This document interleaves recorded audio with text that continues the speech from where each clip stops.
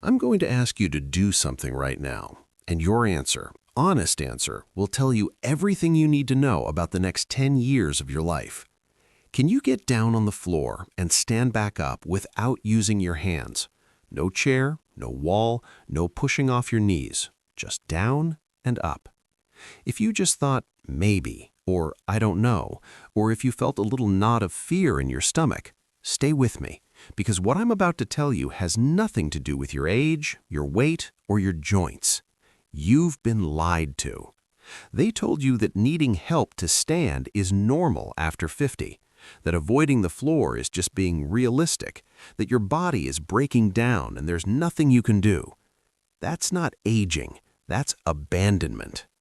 While you've been blaming your knees, your back, your bad genetics, one muscle has been quietly going to sleep, and when it shuts down completely, it takes your independence with it. The biological reality, level 5, the compensation chain. Let me show you what's happening inside your body right now. Your gluteus maximus, the largest, strongest muscle you own, has one critical job: lift you against gravity. But modern life has put it in a coma. You sit in cars, sit at tables, sit on soft couches. Even when you walk, that healthy exercise everyone recommends, your glutes barely wake up. A 2019 study in the Journal of Biomechanics found that walking only activates 30% of your glute capacity after age 50, 70% asleep every single day. And when your glutes check out, your body doesn't quit, it compensates. Your lower back starts doing the lifting, that's why it aches when you stand. Your knees twist inward to catch your balance. That grinding you feel isn't arthritis, it's instability. Your hip flexors get tighter and tighter, yanking your pelvis forward like a rusty hinge.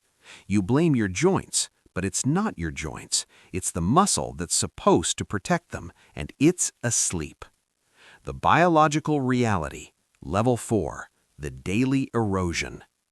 Here's what that looks like in your real life. That cement-like stiffness when you try to get out of a chair after dinner, the grabbing, sharp sensation in your lower back when you bend to pick something up, the wobbly, unsteady feeling when you're walking on gravel or grass, that moment, the one you don't talk about, where you realize you can't just sit on the floor anymore because you don't know if you'll be able to get back up. Medical researchers call it gluteal amnesia. Your glutes have literally forgotten how to fire. Not because they're damaged, not because you're too old, because they haven't been asked to do their job in years. The biological reality, level 3, the muscle shutdown. Let me get specific about what shutdown actually means. Inside your glutes, you have millions of nerve connections, like electrical wires running from your brain to your muscle fibers. When you sit for hours, those wires go quiet. When you avoid deep movements like squatting or getting off the floor, those signals get weaker and weaker. Eventually, your brain stops sending the message altogether. It's called neural inhibition. Your nervous system literally turns off the switch. And when that switch is off, your spine takes loads it was never designed to handle. Your knees buckle inward during every step. Your hips lose their range of motion. Your balance deteriorates. You feel older, weaker, more fragile. But you're not. You're just disconnected. The authority anchor, level 2, the blue zone secret. Now here's where it gets interesting. In Okinawa, Japan, one of the world's 5 blue zones where people routinely live past 100, researchers found something that broke all their assumptions. These elderly Okinawans weren't doing gym workouts, they weren't running. Many had never touched a weight, but they were getting up and down off the floor dozens of times every day. They sat on floor cushions to eat meals. They gardened in deep squat positions. They lowered themselves to the ground for tea ceremonies and stood back up, without help, without grabbing furniture. When Japanese gerontologists from the National Institute for Longevity Sciences measured their glute activation, they discovered something stunning. 80-year-old Okinawans had glute strength comparable to 50-year-old Westerners. Not because of genetics, not because of diet, because they never stopped doing the one movement pattern that keeps your glutes alive, the floor-to-stand cycle. Dr. Hiroshi Shimokata published a landmark study showing that this single ability, getting off the floor unassisted, is the strongest predictor of functional independence in aging. Stronger than how much you can bench press, stronger than how far you can walk, stronger than your cholesterol or your blood pressure. If you can get off the floor, you stay independent. If you can't, the decline accelerates. The pivot, the floor test, level 1. Which brings us back to the test. In Brazil, researchers developed something called the sitting-rising test. It's brutally simple. Sit down on the floor cross-legged, then stand back up. You lose 1 point for every support you use. Hand on the floor, knee down, hand on your thigh, using a wall. Perfect score is 10. You go down with no support, 5 points. You come up with no support, 5 points. They followed 2,000 adults aged 51 to 80 for 6 years. Here's what they found. People who scored 0 to 3 had a 5 to 6 times higher risk of death during the study period compared to those who scored 8 to 10. Not from falling, not from a specific disease, from the cascade of immobility that starts when your glutes shut down. But here's the hope, the part that should light a fire under you. Your glutes aren't dead, they're dormant. Muscle doesn't have an expiration date. A 70-year-old glute can fire just as hard as a 30-year-old glute, if you know how to wake it up. And I'm not talking about months in physical therapy or dangerous heavy squats. I'm talking about 5 movements, most done sitting or lying down, that act like neurological defibrillators. They send a shock from your brain to your glutes that says, "Wake up, I need you, fire, now." In the next 7 minutes, I'm going to teach you all 5. You don't need a gym, you don't need equipment. You just need a patch of floor and the decision that you will not fade into someone who needs help to stand. Because it's not your age, it's your mechanics. And mechanics can be rebuilt. Let's begin. Movement number 5, the hip cage release. The first thing we need to do is unlock the prison your glutes are trapped in. Remember those hip flexors I mentioned, the muscles at the front of your hips? After years of sitting, they've become like steel cables, pulling your pelvis forward, shutting down the nerve signal to your glutes. We're going to release them right now. This is called the hip cage release. Here's how you do it. Kneel on your right knee like you're proposing, left foot flat in front of you. If your knee hurts, put a pillow under it. Now here's the key. Don't just lean forward like a regular stretch. Instead, squeeze your right glute, the one on the kneeling side, as hard as you can. Imagine you're trying to crack a walnut between your cheeks. I'm serious. Now, keeping that glute squeezed, gently shift your hips forward.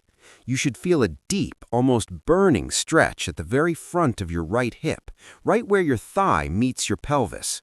Hold this for 30 seconds. But here's the secret micro cue that makes this work. Press your big toe on your back foot into the ground. That tiny action rotates your hip internally and targets the psoas, the deepest hip flexor that's been choking your glute activation for years. Breathe. Don't bounce. Just hold and feel that front hip opening. Switch sides, 30 seconds each leg. What you're doing is sending a message. Hip flexors, relax. Glutes, you're allowed to work now.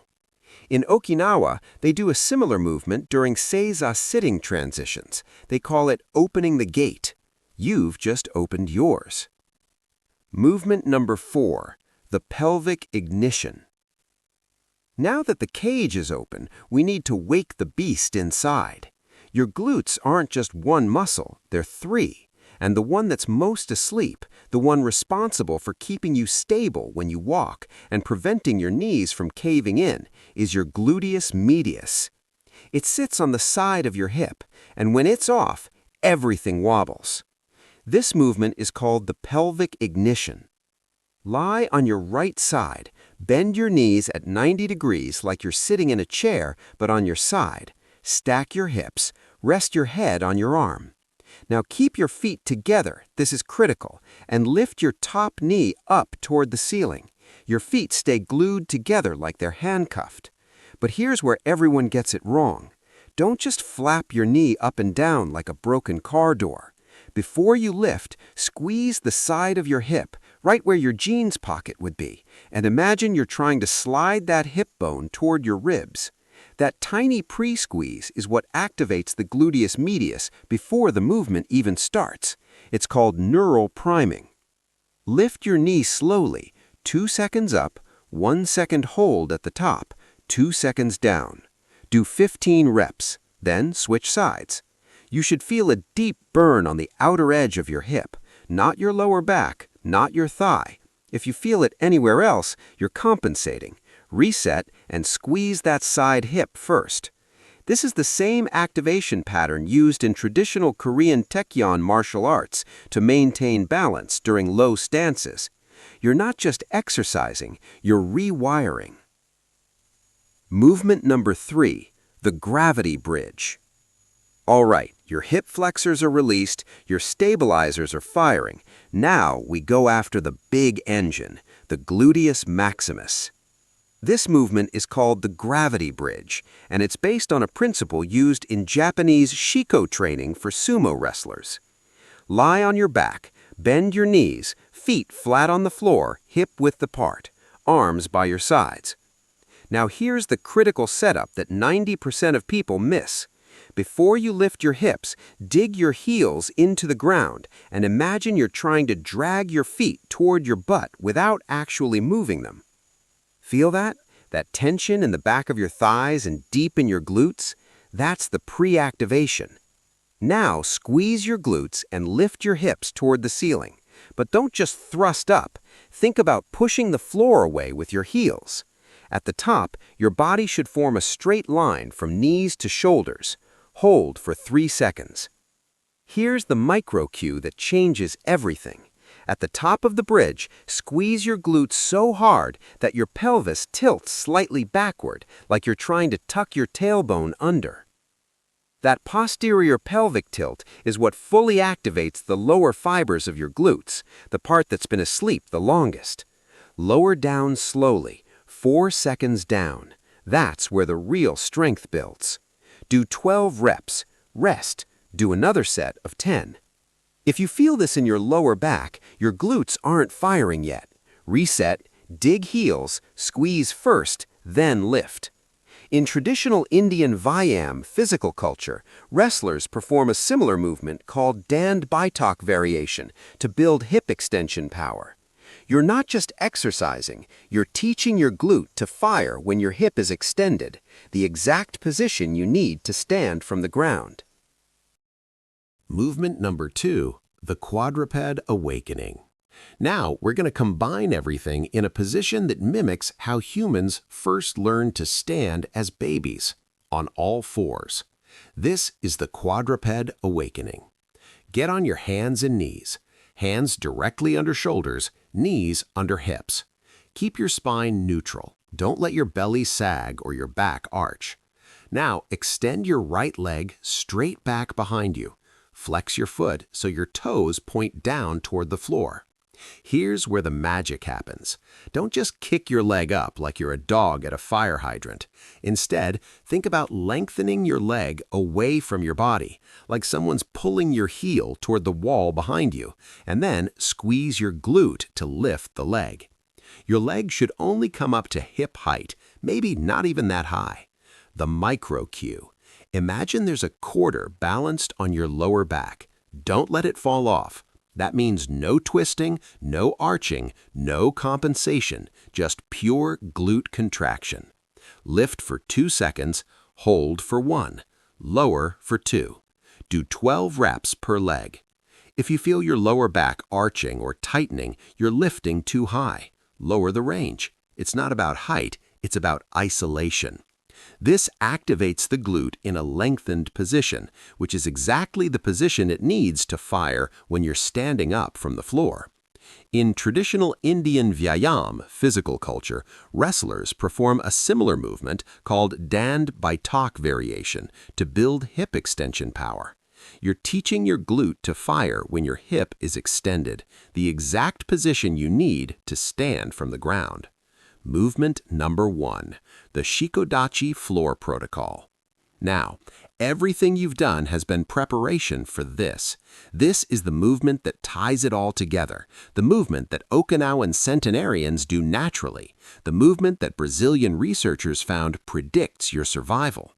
This is the Shikodachi floor protocol, and it's your independence training. Shikodachi is a wide sumo stance, but we're not doing sumo, we're using it as a pathway to get down and up from the floor with control. Here's how. Phase 1, the descent. Stand with your feet wider than hip width, toes turned out slightly. Imagine you're standing on railroad tracks, not a tightrope. Clasp your hands in front of your chest. This helps with balance. Now, slowly bend your knees and sit your hips back and down, like you're trying to sit into a low chair that's behind you. Here's the critical cue. Push your knees out toward your pinky toes. Don't let them cave inward. That outward pressure keeps your glutes engaged. If your knees collapse in, you've lost the glute activation and you're compensating with your quads and lower back. Lower yourself as far as you can with control. If you can only go halfway down, that's fine. If you can get all the way to a deep squat, even better. At the bottom, pause for 2 seconds. Phase 2, the ascension. Now here's where the real work begins. To stand back up, drive through your heels and imagine you're spreading the floor apart with your feet. That spreading action fires your glutes maximally. Don't lean forward, don't use momentum, just push. Stand all the way up, squeeze your glutes at the top like you're trying to hold a pencil between your cheeks. That's 1 rep. Do 8 reps. Rest for 1 minute. If you can do the squat with control, we're going to add the next layer. From your lowest squat position, slowly lower one knee to the ground, then the other. You're now kneeling. Pause. Now reverse it. Lift one knee up, plant that foot. Lift the other knee, plant that foot. You're back in the deep squat. Now stand. That's the full floor to stand cycle. If you can't do it yet, that's okay. Your job is to practice the squat every single day until you can control the descent. Then we add the kneeling transition. This is the exact movement pattern that Japanese researchers found preserved independence into the 90s. This isn't exercise, this is rehearsal. You're rehearsing getting off the floor. You're rehearsing getting out of a chair. You're rehearsing staying in control of your own body. And every single time you do this, you're telling your glutes, I still need you. Wake up, we're not done yet. Now you have all 5 movements, but here's the truth. Knowing them isn't enough. In the next 5 minutes, I'm going to give you the exact protocol, when to do these, how often, and how to string them into a ritual that takes less time than making coffee, but could add years to your independence. Stay with me. Here's what I want you to do. Not tomorrow, not when you have time. Today. You're going to create what I call the morning floor ritual. 9 minutes that could be the difference between living freely at 75 and needing assistance. Here's the protocol. Every morning, 5 minutes. The hip cage release, 30 seconds per side, 1 minute total. Do this first, always. Your glutes can't fire if they're locked in a cage. The pelvic ignition, 15 reps per side, 2 minutes total. This wakes up your stabilizers. No skipping this. The gravity bridge, 12 reps, slow and controlled, 2 minutes. This is your main engine. Squeeze at the top, every single rep. Every evening, 4 minutes. The quadruped awakening, 12 reps per leg, 2 minutes. Do this after dinner before you sit down for the night. It resets your hip extension. The Shikodachi floor protocol, 8 reps, 2 minutes. This is your independence insurance. Practice the descent, master the ascent. That's it. 9 minutes total, split across your day. You're not training for a marathon, you're not preparing for a bodybuilding competition. You're maintaining your sovereignty. Now, here's the deal. For the first week, you might feel sore. That's not injury, that's awakening. Muscles that haven't worked in years are getting the memo. Don't quit. By week 2, you'll notice something. Getting out of your car feels easier. Standing up from the couch doesn't require a push-off anymore. By week 4, that cement-like stiffness in your hips, it starts to dissolve. And somewhere around week 6, maybe sooner if you're consistent, you'll do something you haven't done in years. You'll sit down on the floor, and you'll stand back up without thinking about it. That's not just fitness, that's freedom. I want you to close your eyes for a second. Actually, don't, you're watching this, but imagine this with me. It's 5 years from now. Your grandchild drops a toy on the floor. Without hesitation, without that little voice in your head saying, "Can I get back up?" you crouch down, pick it up, and stand. No grunt, no grabbing the table, no calling for help. You sit on the floor to play with them. You build the tower. You laugh when it falls, and when it's time to stand, you just stand. Or maybe it's simpler than that. Maybe it's carrying your own groceries from the car without your lower back seizing up. Maybe it's walking across a parking lot without that wobbly, uncertain feeling. Maybe it's looking at a flight of stairs and not feeling dread. Maybe it's going on a hike with your spouse, not a flat paved trail, but a real hike, and keeping up. Or maybe, and this is the one that matters most, maybe it's lying in bed at night and not feeling like a prisoner in your own body, not wondering when you'll need a cane, not worrying about falling and not being able to get up, not accepting that limitation is inevitable and independence is something you used to have. Because here's what the research shows and what the blue zones prove. The people who stay independent into their 80s and 90s aren't lucky, they're intentional. They didn't wait until they couldn't get off the floor to start practicing. They practiced while they still could, so they'd never lose it. You're not too late, but you are at a choice point. Right now, your glutes are dormant, but they're listening. Every single rep you do is a vote for strength, a vote for stability, a vote for the version of yourself at 70, 75, 80 who still gets to choose how you move through the world. This isn't vanity, this is dignity, and it starts with 9 minutes a day on the floor. Now, I know what some of you are thinking. I'll try this when my back feels better. I'll start next week when I have more time. I'm not sure I can even get down on the floor right now. Let me tell you something. Your glutes don't care about your excuses. They only respond to demand. If you wait until you feel ready, you'll wait forever. Because the weaker you get, the scarier the floor becomes. And the scarier it becomes, the more you avoid it. That's the spiral. You break the spiral today. You don't have to be perfect. You don't have to do all 5 movements flawlessly on day 1. Start with 2. Start with the hip cage release and the gravity bridge. Do those for a week. Then add the pelvic ignition, then the quadruped awakening. And when you're ready, when you feel that glimmer of control coming back, you practice the shikodachi.